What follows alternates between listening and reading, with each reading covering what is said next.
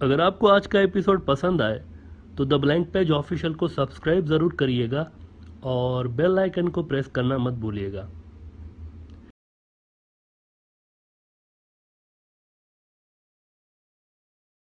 नाज़रीन, इंडिया के north east के लिए हम कहते रहते हैं कि नेचुरली ये एक अलग दुनिया है जिसका इंडिया से कोई वास्ता है ही नहीं।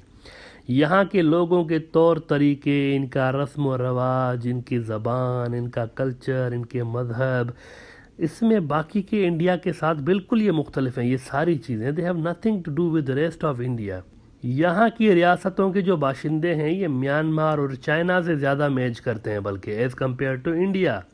शक्ल सूरत भी इनकी ज़्यादा उनसे मैच करती है, तौर तरीके, रस्म और रवाज भी उनसे मैच करते हैं ज़्यादातर। 1947 में जो एक अटैम्प्ट हुई इंडिया की जानिब से चीन और पाकिस्तान के इलाकों को अपने अंदर एनेक्स करने की, उस एडवेंचर में ये रियासतें भी इंडिया के अंदर आ गई थी। इंडिया ने इनको अपने अंदर मर्ज कर लिया था। अच्छा, अब एक रीसेंट मिसाल हमारे सामने आई है इसी चीज़ की, जिससे बिल्कुल साफ ज़ाहिर हो जाता है कि ये जो रियासतें हैं ये इंडिया से बिल्कुल मुख्तलिफ हैं। इंडिया से इनका कोई लेना देना एज इफ है ही नहीं कोई। बीजेपी, जैसा कि आप जानते हैं कि एक कट्टर हिंदुत्व जमात है।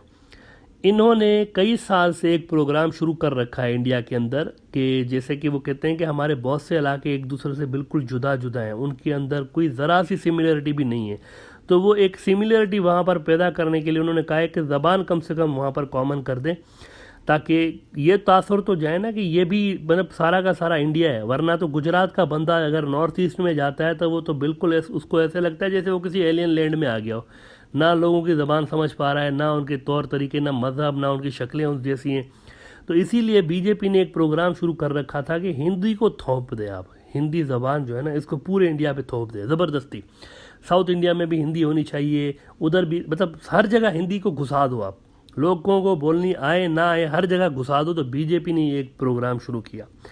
उन्होंने हिंदी ज़बान को प्रमोट किया, बहुत ज़्यादा प्रमोट किया। हालांकि लोगों के it was not going down the throat of the people. ख़ास तौर पर ये जो इंडिया का साउथ इंडिया है ना, वहाँ पर तो शदीद रेजिस्टेंस हुई और हिंदी के ख़िलाफ़ तो उन्होंने बहुत ज़्यादा, उनको गुस्सा चढ़ा हुआ है।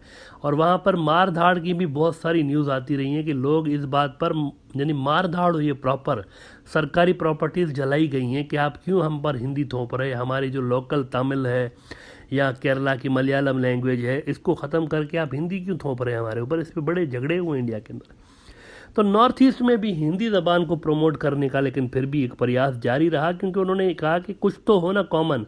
हम कहते हैं एक ही इंडिया है, लेकिन एक इंडिया प्रैक्टिकली नहीं है। तो बीजेपी ने ज़बरदस्ती हिंदी को थोपने का एक प्रयास शुरू कर रखा है वहाँ पर, और लोगों को हिंदी बोलने पर मजबूर किया जा रहा है। एक तो ये, दूसरा उन्होंने ये किया हुआ है कि इंडियन कल्चर के नाम पर, इंडियन कल्चर इसके नाम पर उन्होंने हिंदुइज्म की जो रीतें रस्में हैं ना, इनको नेशन वाइड पूरे मुल्क के अंदर थोपने की एक अटैम्प्ट बीजेपी कर रही है।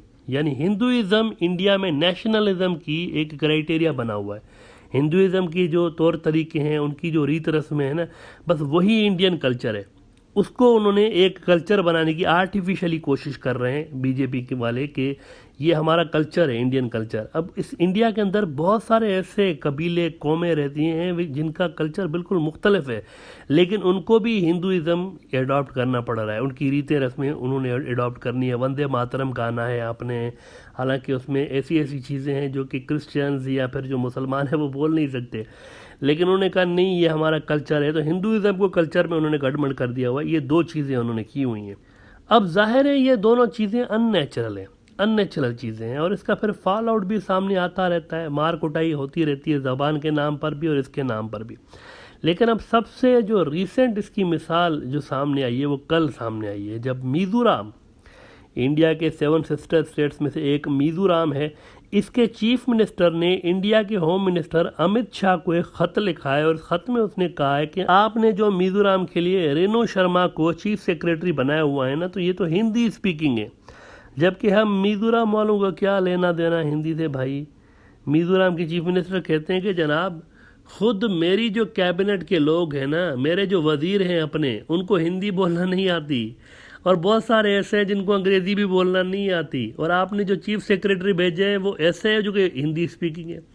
तो इसके साथ हम कैसे काम करें, आप मुझे बताएं। उन्होंने पूछा है अमित शाह से, कैसे काम करें, गूंगों की तरह इशारों में बात करें उनसे। उसको तो हिंदी आ रही है सिर्फ, हमें तो हिंदी आती नहीं है, हम और हमें अंग्रेज़ी भी नहीं आती। तो आपने ये क्या भेज दिया हमारी तरफ। तो वो जो बीजेपी की अटेम्प्ट है ना कि सारे राज्य जो हैं इंडिया के ये हिंदी स्पीकिंग हो जाए, वो अटेम्प्ट बुरी तरह से धपड़दूस हो गई है।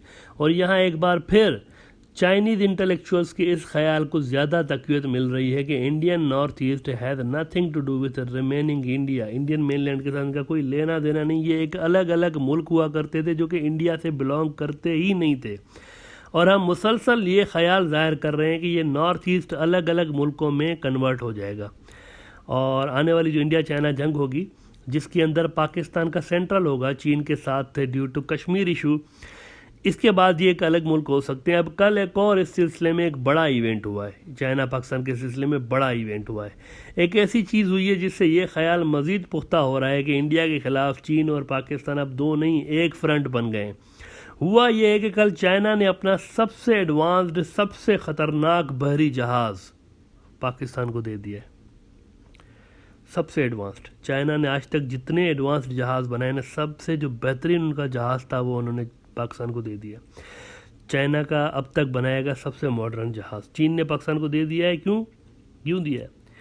इंडियन सी, ये जो दुनिया का नक्शा बदलने वाली लड़ाई शुरू होगी ना, इसमें इंडिया को समुंदर के अंदर भी इंगेज रखा जाएगा, as this will be multi dimensional and multi domain war. और वो जो हम कहते रहते हैं कि मित्रों Indian Ocean is not Indian, इसके पानियों के नीचे पाकिस्तानी ईगल जो हैं शाहीन और चाइनीज़ ड्रैगन ये सांस ले रहे हैं। So this Indian Ocean is not Indian ocean, ये चाइनीज़ ओशन और पाकिस्तानी ओशन बन चुका है। इधर जगह जगह यही लोग बैठे हुए हैं, इन्हीं की सबमरीन घूम रही हैं हर जगह पर। ये इंडियन ओशन रहा नहीं है, यहाँ पर भी इंडियन नेवी को टफ टाइम मिलने जा रहा है। चीन का सरकारी अखबार ग्लोबल टाइम्स क्या कह रहा है? ये चीन की सरकार कह रही है, चीन की सरकार का एक माउथ पीस है।